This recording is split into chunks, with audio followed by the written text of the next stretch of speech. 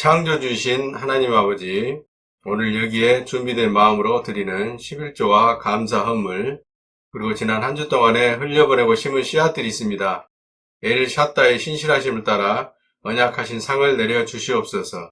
그래야 더욱 넉넉하고 풍성하게 이 세상에서 아버지의 영광을 증명해 보이게 하옵소서.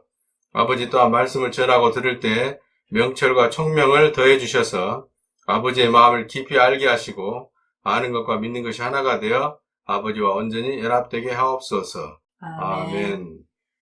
여러분, 하나님의 말씀이 우리 인생의 등불이고 하나님 우리 아버지의 경륜의 말씀을 얼마나 이해하고 믿고 순종하느냐에 따라서 우리 삶이 달라져 버리는 거예요. 우리는 인간이지만은 하나님의 아들로서 이 세상에 사는 겁니다. 우리 하나님 아버지 아들로서 이 세상에 사는 거예요. 최고의 말씀, 아주 가장 순수한 진리의 말씀을 배우고 있겠다고 하면서도 사는 모습이 종교적인 기독교인이나 아니면 다른 이방 불신자들과 거의 다름이 없어 보이면 하나님의 말씀을 다시 복원시키고 온 세상 가운데 밝은 빛으로 드러내고자 하는 우리 아버지 일이 성공할 수가 없는 거예요. 우리 아버지 일이 성공하지 못하면 아버지와 깐부 맺은 저와 여러분의 삶이 성공하지 못하는 거죠. 요한계시록 1장 1절부터 8절까지 내용은 모든 말씀의 핵심이 무엇인가를 가르쳐주고 있습니다. 이 하나님의 말씀의 모든 내용들은 첫 번째는 우리 아버지이신 창조주의 간절한 소원이에요. 이것들을 선지자를 통해서 하나님께서 늘 백성들에게 가르쳐주라고 여러 가지 비유와 상징으로 전달하시기도 하고 직접 화법을 통해서 전달하시기도 했던 내용들이에요. 이것들을 예수께서 다시 제자들을 모아서 가르쳤던 것입니다. 그러니까 사도 요한도 선지자들이 전했던 말씀을 통해서 알고 있었고 예수님에게서 배워서 알고 있었고 요한이 이미 알고 있는 말씀을 하나님께서 어려운 가운데 신앙의 위기 가운데 몰려있는 에베소 교인들, 지체들에게, 형제들에게 다시 한번 새겨주라고, 다시 한번 일으켜 세우라고 요한에게 천사를 보내서 전해준 내용들이에요. 요한계시록 1장 3절에 나오는 읽고 듣고 지키는 자가 복을 받는다. 읽는 자, 지식적으로, 듣는 자, 아는 자, 결국은 순종하여 지키는 자가 복을 받는 거예요. 하나님 믿는다고 교회를 들락거린다고 복을 받는 게 아니고 하나님의 말씀을 정확히 읽고 이해하고 순종해서 지키는 자, 심으랄 때 심고 흘려보내라 할 때 흘려보내고 뿌리라 할 때 뿌릴 때 거둬들이는 복이 있는 것입니다. 이것이 요한계시록 1장 1절부터 8절까지의 모든 말씀의 핵심을 말씀하고 있는데 차근차근 살펴보도록 하겠습니다. 현재 수신자는 7이 된 하나님의 아들들이에요. 5는 피조물인 4가 왕노릇 하려는 숫자가 5잖아요. 4에다가 하나를 더하니까 4인 동서남북 천지사방에 살고 있는 사람이 자기가 1, 창조주 하나님 행세를 하는 것이 5거든요. 그러니까 5는 항상 죄인의 숫자예요. 그래서 요한계시록 7장에 가서 보면 다섯 번째 아들인 단지파가 사라져버리는 거죠. 단지파 옛사람 죄인은 없어져 버리는 거예요. 그리고 새 사람인 7, 의인으로 바뀌는 거예요. 하나님께서 예수 그리스도를 통해서 베푸신 대속의 은혜를 죄인이라는 고백과 함께 죽었다고 믿음으로 말미암아 성령을 주시는 숫자가 3인 거예요. 그 3이 피조물인 4하고 연합되어지면 7이 되는 거죠. 7은 3 더하기 4이니까 그 숫자의 의미 가운데도 하나님께서 당신께서 하실 구원의 은혜와 하나님의 아들들이 되는 방법들을 가르쳐주고 있는 것이죠. 그래서 예수 그리스도를 통해서 베푸신 구원의 은혜와 평강을 계속 유지하라고 권변해라. 신앙의 위기 가운데 로마 황제들의 박해 가운데 하나님 우리를 버리신 거 아닌가? 예수는 천사인가? 하나님의 아들인가? 사람인가? 그런 논쟁과 혼돈이 휘몰아치고 있는 교회에 네가 알고 있던 것들, 예수 그리스도에게 배운 것들, 그리고 조상 때부터 전해져 오는 선지자들의 말씀을 읽어서 알고 있는 것들을 다시 한번 상기시켜 주어라. 그래서 모든 하나님의 아들들 속에서 왕노릇 하던 죄가 쫓겨났고 성령을 받아서 아들이 되었으니 너는 죄의 종노릇 하던 옛사람 죄인이 아니라 죄를 받고 다스리는, 로마서 16장에 죄를, 악인을 받고 다스리는 하나님의 아들답게 살아라, 그렇게 말씀하고 있는 거죠. 먼저 된 자라고 번역되어 있는 것은 우두머리입니다. 우두머리. 프로토스라는 단어인데 우두머리고, 그 다음에 나중된 자라고 번역되어 있는 에스카토스는 종노릇 하던 사람입니다. 이건 계급적인 관계를 말하는 거예요. 우두머리는 위에 있는 자, 다스리는 자, 왕노릇 하던 자. 나중된 자라고 번역된 에스카토스는 아래에 있는 자, 종노릇 하는 자, 시중드는 자, 밟힌 자. 그러니까 하나님의 경륜의 말씀 가운데 보면 아담이 마귀의 유혹을 받아서 하나님의 말씀을 배신함으로 말미암아 세상 임금은 죄의 종노릇이 되었잖아요.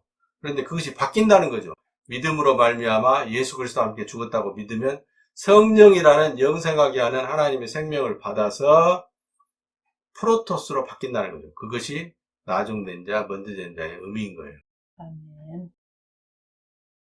그 다음에 요한계시록 1장 9절부터 11절에 보면, 그렇다면 천사는 누가 보냈는가? 이거는 하나님이 보냈냐, 예수가 보냈냐, 우리 아버지가 보냈냐, 맏아들이 보냈냐에 따라서 신앙의 기초가 확연하게 달라져 버리는 거예요.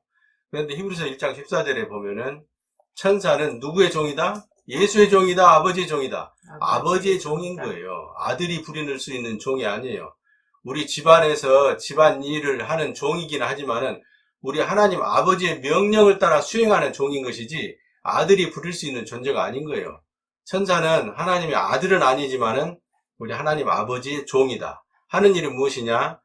하나님의 경륜의 말씀을 이룰 수 있도록 죄인을 구원하는 데 있어서 맡은 일들을 수행하는 것이고, 하나님의 아들들을 구원하는 일에 있어서, 구출하는 일에 있어서, 위기에서 건져내는 일에 있어서 돕고 섬기고 시중드는 것이죠. 누구를 시중드는 거예요? 하나님 아버지를 시중드는 거예요. 명령권자가 누구냐? 창조자 하나님 아버지다. 이것이 명확하지 않으면 신앙이 흐릿해지는 겁니다. 여러 군데에서 천사를 통해서 율법도 전달하고 천사를 통해서 모세에게 성막의 계시도 알려주고 했던 것이라고 말씀하고 있는 거예요. 그런데 나팔은 무엇이냐? 그러면 그 천사가 부는 나팔은 무엇이냐? 하나님의 말씀을 상징하는 것인데, 전쟁 나팔일 수도 있고 복음의 나팔일 수도 있고 신호를 가져오는, 사인을 가져다주는, 알게 해주는 나팔일 수가 있다. 나팔을 기준으로 삼아서 항상 자기를 살피게 하고 죄를 깨닫게 하고 하나님 아버지의 상급이 어떻게 해서야 얻어지는 것을 알게 하는 나팔 소리를 잘 깨달아야 된다, 그렇게 말씀을 드렸습니다. 그래서 예수 그리스도를 통해서 주신 복음에도 나팔이 들어있고 하나님의 선지자를 통해서 전해주신 말씀에도 나팔이 들어있으며 사도들이 가르쳤던 복음에도 나팔이 들어있고 목사가 설교하는 데도 나팔 소리가 들어있고, 그 다음에 하찮은 어린아이의 말이나 행동을 통해서도 자기를 살피게 하고 죄를 깨닫게 하는 하나님의 상급을 받는데 보탬이 되는 나팔 소리가 들어있다고 말씀을 드렸던 것입니다. 옛 언약과 새 언약의 차이점은 무엇이냐? 옛 계명과 새 계명은 틀린 것이 아니라 같은 것이다. 장로들의 유전은 언약이 아니라 사람이 만들어낸 것들이다. 그 분명히 구분해서 말씀을 드렸습니다. 옛 언약과 새 언약의 차이점은 중간에 누가 들어가는 거예요? 예수 그리스도가 들어가는 거예요.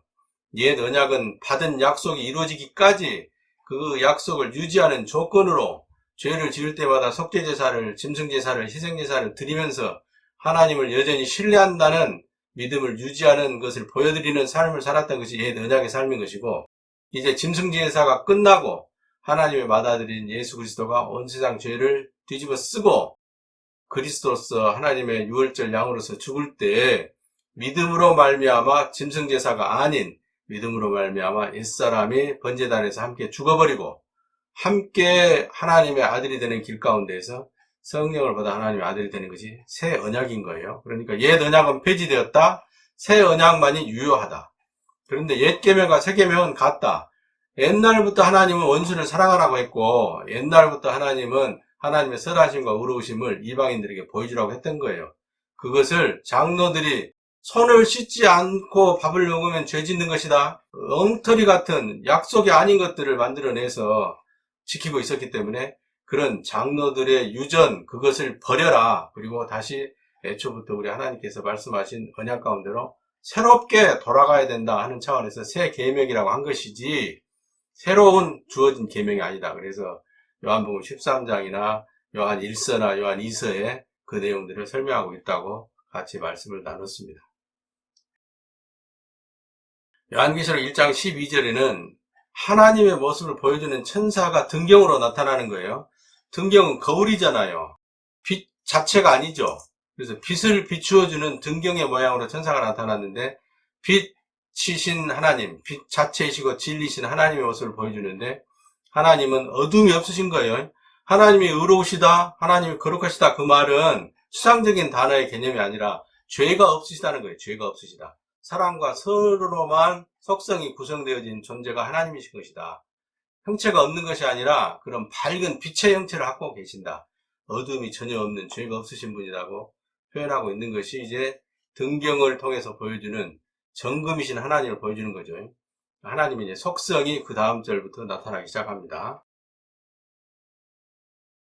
다음에 이제 13절에는 그 주 하나님의 모습을 우리가 보여주는데 주 하나님의 모습은 사람과 같은 모습인 거예요. 이게 핵심입니다. 그런데 그 하나님께서 입고 계시는 옷이 통으로 된 옷이고 정금으로 된 허리띠를 두르고 있는 거예요. 가슴에 두른 금띠는 진리 말씀을 상징하고 위로부터 아래까지 하나로 된 옷은 겉과 속이 구분이 없는 온전히 영혼이 영체가 사랑과 선과 진리로만 되어 있는 하나님을 나타내 주는 거죠. 허리에 매는 띠는 죄를 허물을 보이지 않는 것을 나타내고 있는데 이거 이제 창세기 3장에서 가서 보고 마태복음 3장에 가서 보면은 세례 요한과 범죄한 아담과 하와가 짐승을 잡아서 너는 짐승과 같은 인격을 가진 죄인이다 하는 상징으로 짐승 가죽옷을 입혀주잖아요. 그런데 우리가 이제 하나님의 아들이 되면 에베소서 6장 14절에 진리로 허리를 띠게 됩니다. 부활하신 예수 그리스도가 바닷가에서 베드로를 만나가지고 생선과 떡을 구워 먹이고 나서 그때 주신 말씀도 지금까지는 네 멋대로 네 하고 싶은 대로 옛사람의 본성대로 죄의 종으로 살았지만은 이제부터는 주 하나님의 뜻에 따라 네가 원치 않는 길, 옛사람이 반기하지 않는 길로 가게 될 것이다. 그때 띠를 띄워준다라는 표현이 나오죠. 요한복음 21장 18절에. 그런 것들이 이제 띠에 관한 얘기이고 형체에 관한 얘기고 위로부터 통째로 하나 되어 있는 옷에 관한 얘기입니다. 요한계시록 1장 14절부터 16절까지 보면 하나님의 이제 속성이 좀 더 구체적으로 나타나기 시작합니다. 양털같이 하얀 머리카락, 불꽃 같은 눈, 이런 표현들은 다니엘서 7장 9절부터 12절에도 나오는 내용들이에요. 그러니까 이미 다니엘서를 읽은 요한이 알고 있는 내용들인 거죠. 흰 머리카락은 의로우신 주 하나님을 상징하시는 것이고 불꽃 같은 눈은 죄를 심판하고 감찰하시는 분을 나타내는 겁니다. 15절에 나오는 불에 달궈진 붉은 놋새는 심판을 상징하는 것이고 하나님이 그냥 심판합니까? 말씀으로 심판합니까? 말씀이라는 기준을 통해서 심판하시는 거죠. 그 다음에 많은 물소리는 우리와 같은 많은 물소리는 죄인을 고난 가운데 부르시는 하나님의 음성이에요. 고난 중에 있는 죄인을 하나님께서 부르시잖아요. 그래서 고난을 통해서 율법의 말씀을 깨닫게 되는 것이죠. 16절에 나오는 7별, 날이 선 검, 해처럼 빛나는 얼굴들에 관해서는 밑에 있는 성경 구절들을 통해서 설명을 해드렸습니다. 이 중에서 특히 여러분들이 유념해 두셔야 될 게 뭐냐면 좌우에 날이 선 검이에요. 왼쪽에도 날이 서 있고 오른쪽에도 날이 서 있어요. 한쪽에 날이 있으면 식도, 과도 같은 도라는 단어를 쓰고 양쪽에 이쪽이나 저쪽이나 양쪽에 날이 서 있으면 찌르는 검으로 쓰는 거예요. 하나님의 말씀은 에스겔서 34장 17절 20절에 보면 죄인은 죄인대로 심판하시고 양들은 양들대로 심판하신다는 말씀이 나와요. 특별히 에스겔서 34장 20절에 보면 살찐 양은 살찐 양대로 상을 주시고 파리한 양은 파리한 양대로 징계하신다는 말씀이 나오는 것이거든요. 그래서 하나님의 입에서 나오는 검은 문자적인 칼이 아니고 하나님의 말씀, 언약을 상징하는 것이다. 그것에 따라서 죄인을 심판하시기도 하고 의인이 된 하나님의 아들들을 칭찬하시기도 하고 아직 순종이 부족한 불순종한 아들들을 징계하시기도 하고 하는 것이다. 그것을 같이 나눴던 것입니다. 17절에 두려워 말라 나는 모든 일을 처음부터 정하고 마지막까지 실행하는 자이다 이렇게 말씀하는데 하나님의 경륜, 하나님의 위대하시고 원대하신 포부를 이루는 경륜은 먼저 말씀이 있어요. 우리 하나님은 항상 말씀이 앞서가죠. 먼저 말씀하시고 예고를 하시고 그대로 이루시는 분이거든요. 말이 앞서가야만이 그 말에 대해서 책임지고자 하는 자기의 책임이, 거기에 의지가, 거기에 실천이 따라가는 거예요. 그래서 여러분 항상 하나님의 말씀을 외우고 복창하고 큰 소리로 암송하고 할 때에 그 말씀을 지키고자 하는 내 의지가 작동되어지고 그 말씀을 책임지고 실천하고자 하는 내 삶의 변화가 오게 되는 거예요. 그래서 늘 하나님, 나는 순종하겠습니다. 하나님의 뜻대로 하겠습니다. 그래서 우리가 맨날 신앙 고백하는 거잖아요. 아버지, 나를 사용하여 주시옵소서. 아버지, 내가 100배의 열매를 맺는 아버지 아들로서 성공하는 삶을 살아내겠습니다. 아버지, 저에게 기회를 주시옵소서. 아버지, 제가 심고 흘려보내는 일에 순종하겠습니다 하고 먼저 말을 내보내는 거예요. 하나님 아버지가 그렇거든요. 태초에 하나님이 천지를 창조하시니라 이전에 창세기 1장 0절에는 뭐가 있냐면 하나님께서 말씀하시니라가 있는 거예요. 그래서 말씀은 작정인 것이고 그것을 그대로 순종하여 심판을 집행할 수 있도록 순종하신 분이 예수 그리스도잖아요. 그것이 골로새서 1장 16절의 말씀인 거고, 그럴 때 우리가 믿음으로 죄인이라는 고백과 함께 그 말씀에 합의하고 연합될 때 에베소서 2장 8절의 말씀과 같이 믿음으로 순종하여 하나님이 주시는 의로운 선물인 영생을 받게 되는 것이죠. 할렐루야. 아멘. 그래서 이제 요한계시록 1장 18절에는 나는 사망과 구원의 열쇠를 가진 세세토록 살아있는 주 하나님이다 할 때 여기에 방점은 어디가 있냐면 세세토록 살아있는 주 하나님에 있는 거예요. 이 세세토록 살아있는 주 하나님이라는 얘기는 변함없이 하나뿐인 창조주이신 아버지라는 얘기예요. 창조주가 하나뿐이라는 얘기예요. 태초에도 창조주 한 분이고 지금도 주권자가 한 분인 것이며 앞으로도 영원히 한 분이신 거예요. 그러니까 이 모든 일을 정하시고 생명을 주어서 하나님 아들 되게 하시는 분은 우리 아버지신 창조주 여호와 한 분뿐이시다. 아멘. 아멘. 이게 명확하게 베이스를 쳐야만이 히말라야 에베레스트를 올라갈 수가 있는 거예요. 이것이 흐릿하면 올라갈 수 없습니다. 미끄러져 버려요. 그래서 신앙이 절대 실족하지 않는 성공하는 신앙 가운데 가려면은 사망과 구원의 열쇠를 가진 세세토록 살아있는 주 하나님에 대해서 변함없이 하나뿐인 창조주이신 우리 아버지에 대해서 오해하지 않아야 될 줄로 믿습니다. 아멘. 19절입니다. 이미 네가 알고 있는 것, 그리고 지금 하고 있는 일들, 그리고 나중에 너의 삶이 어떻게 될지를 알려주라는 거예요. 지구가 어떻게 될 것인지, 역사가 어떻게 바뀔 것인지, 태평양 바다에서 아마겟돈에 무엇이 올라올 것인지 그걸 얘기하는 게 아니에요. 무기또의 언덕이라는 뜻이거든요. 거기 가면 죽어요.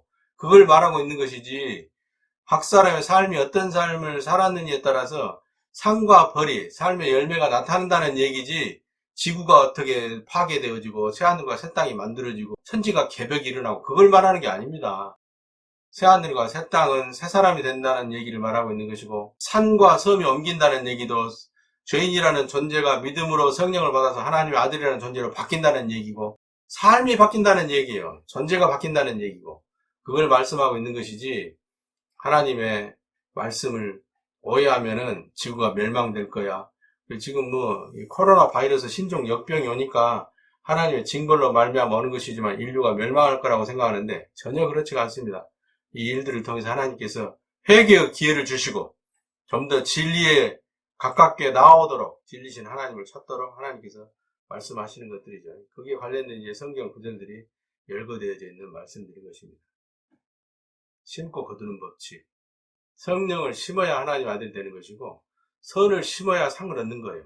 네가 이미 알고 있는 것들, 그것들을 포기하지 말라고 아시아의 7교회, 특별히 에베소 교인들에게 보내라고 천사를 하나님 아버지께서 파송하신 겁니다. 1장 20절 보겠습니다. 내가 의로운 팔로 붙잡고 있는 의인이 된 별들, 곧 금빛 아들들에 관한 얘기를 하고 있는 거예요. 그러니까 하나님의 아들들은 우리 하나님 아버지 의로운 팔에 붙잡힌 자들입니다. 의로운 팔에 은혜가 있는 것이고 하나님의 의로운 팔에 보호하심이 있는 거예요. 그래서 주 하나님의 모든 말씀은 궁극적으로 아들들의 빛된 삶과 우리 아버지의 선하심을 드러내는 삶에 관한 것들이에요. 세상의 빛으로, 썩은 세상의 소금으로 역할하는 것이고 그런 삶을 살 때 싱얼롱 노래가 아닌 이사야서 43장 21절에 하나님께 칭찬의 박수를 올려드리는 하나님의 아들들이 되는 것입니다. 이것이 요한계시록의 기록의 목적이에요. 요한에게 천사를 보내서 하나님께서 말씀하신 내용들의 최고 핵심은 이겁니다. 하나님의 의로운 팔에 붙잡힌 의인이 된 별들, 금빛 아들들이 어떤 인내와 어떤 순종으로 어떤 선한 열매를 맺어서 어떻게 하나님께 영광을 돌릴 것인가에 관한 문제예요. 그걸 말씀하고 있는 것이 요한계시록인 것이지, 신비하고 비밀스러운, 사람들은 도저히 알아차릴 수 없는 그런 말씀이 아닌 거예요. 하나님 아버지의 말씀이 모든 우리 삶의 기준이 돼야 됩니다. 사람이 떡으로만 사는 것이 아니요 여호와의 입에서 나오는 모든 말씀으로 사는 줄을 너로 알게 하려 하심이라. 이 말은 하나님께서 말씀하신 바를 신뢰함으로 실천할 때 살아갈 수 있는 삶의 자원이 생긴다는 얘기예요. 내 삶은 내 인생이 아니고 아버지의 경륜을 이루기 위해서 주신 선물과 같은 삶이다. 하루하루가, 매 순간이 하나님께서 나에게 주신 선물인데, 이 선물은 하나님의 의로우심과 선하심을 사람들에게 보여주라고 나에게 부여하신 기회이다. 이런 생각으로 살아야 된다는 거예요. 그래서 어떤 문제가 생기면 항상 경륜에서 벗어난 것을 깨달아야 돼요. 나는 혹시 배신자가 아닌가? 나는 하나님의 복음의 제사장의 삶을 뒷전에 두고 외면하고 살아가고 있는 것은 아닌가? 돌아봐야 된다니까요. 그래서 항상 공의가 먼저이고 그 다음에 그 공의를 고난을 통해서 깨닫는 것이고, 깨달았으면 돌이켜서 바른 길로 가야 됩니다. 깨달았다고 하면서도 여전히 자기 고집을 피우고 옛사람의 성장 가운데 머물러 있으면 본인이 괴로워요. 본인이 괴로워. 말씀은 알긴 아는데 그 말씀에 합의하지 않고 말씀대로 살지 않으니까 괴로운 거예요. 하나님의 깊은 마음 속에 있는 경륜을 깨닫게 되면 뭐가 드러나냐면 하나님의 공의가 드러나고 막대기가 드러나고 멍둥이가 드러나고, 그 고난을 통해서 하나님의 율례, 규례와 말씀을 깨닫는 은혜가 있는 거예요. 깨달았으면 돌이켜서 바른 길로 가야 될 줄로 믿습니다. 아멘. 그럴 때 누가복음 15장에 탕자의 은혜가 있는 거예요. 제가 봐도 참 성공적으로 잘 그린 그림 같은데, 창조주의 공의와 아버지의 주권적인 경륜 가운데 인생살이가 세상사가 다 들어있는 것이다. 그 안에 그 말씀에 대한 이해와 믿음과 순종이 있을 때야만이 가장 핵심적인 사랑과 은혜, 포상을 받게 되는 것이다. 여러분이 포상할 때 이거 보세요.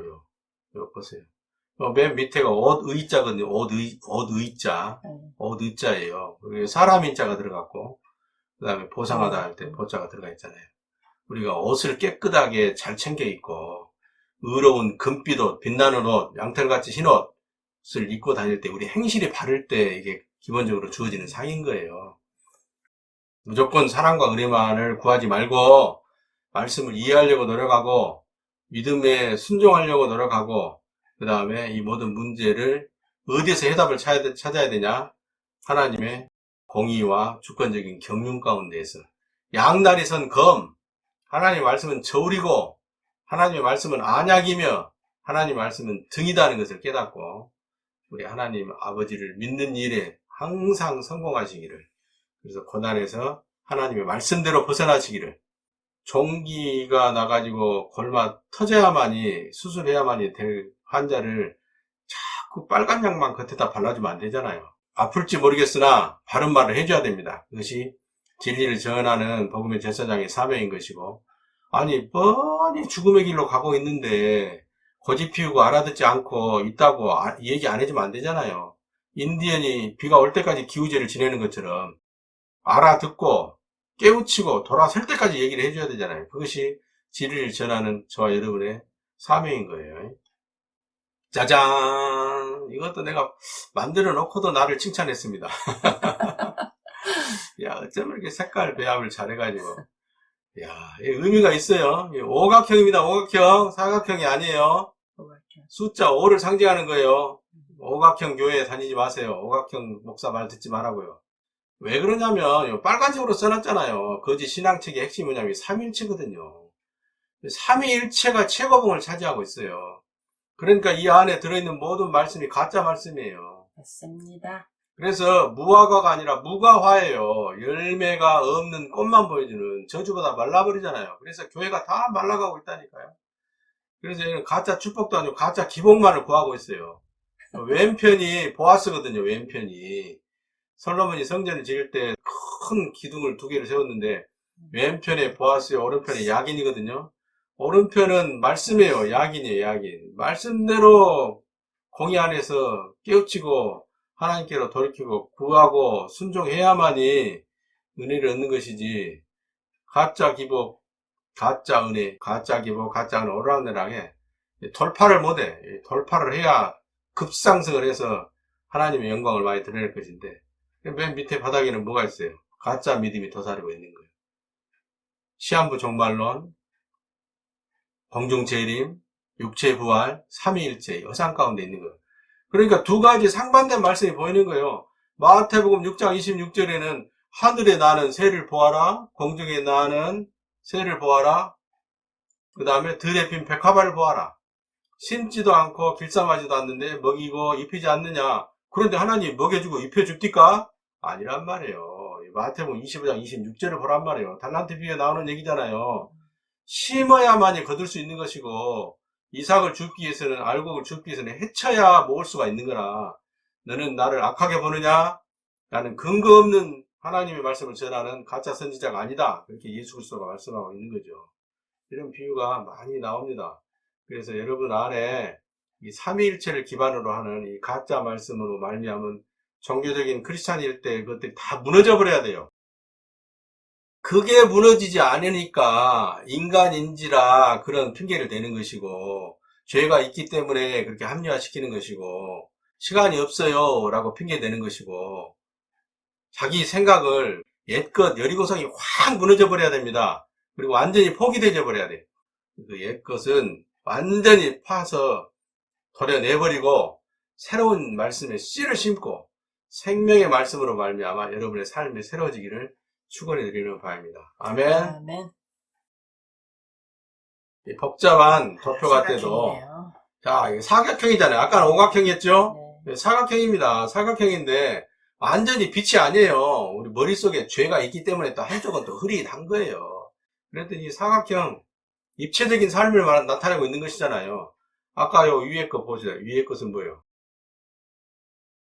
단편적이잖아요. 단편적이요.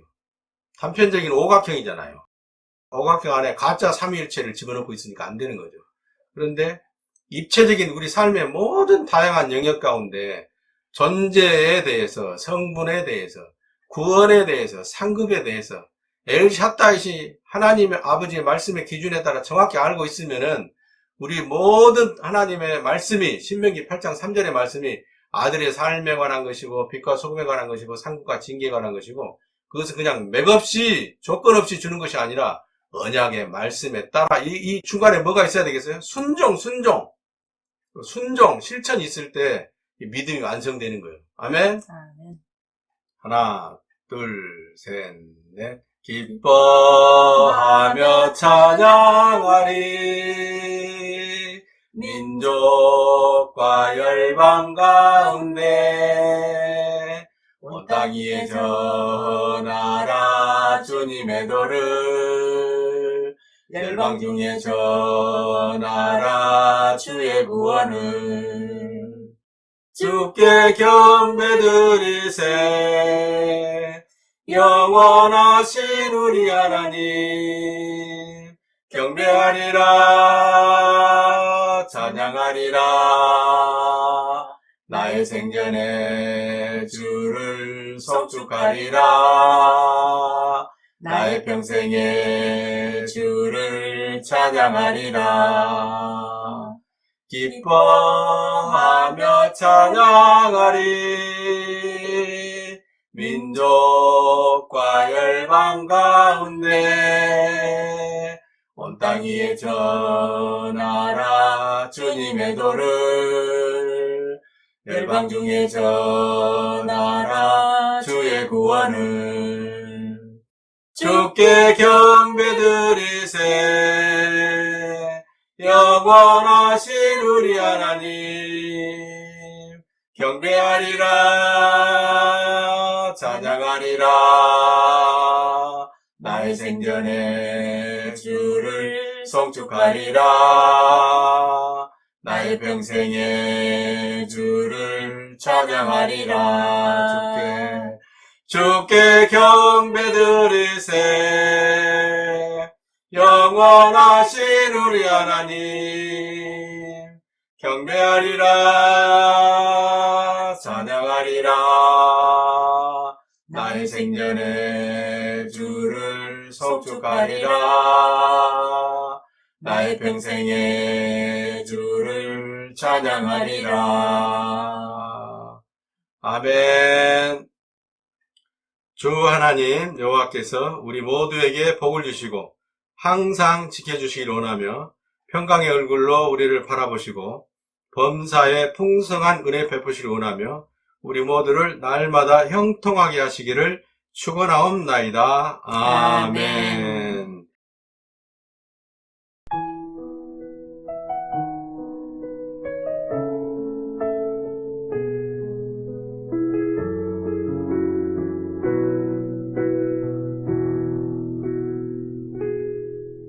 אשפוך לפניך את ליבי, מודה בפניך אהבתי, כי אתה אדוני אהובי. אשפוך לפניך את ליבי, מודה